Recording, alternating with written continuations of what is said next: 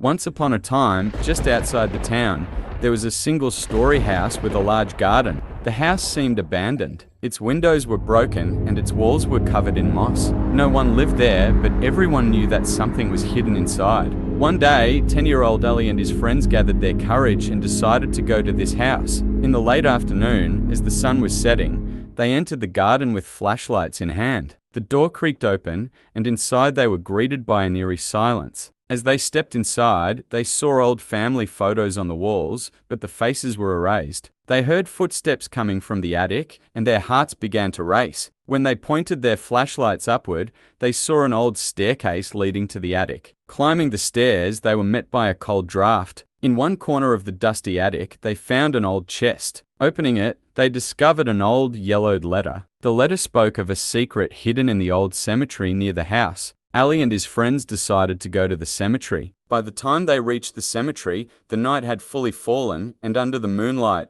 they walked among the old and crumbling tombstones. Suddenly, shadows emerged from behind one of the gravestones and surrounded them. With eyes wide open, dark figures began to approach them. Ali, remembering the letter in his hand, lifted the stone on top of the grave. Underneath, they found an old chest that had been hidden for years. When they opened the chest, they found an old, broken mirror.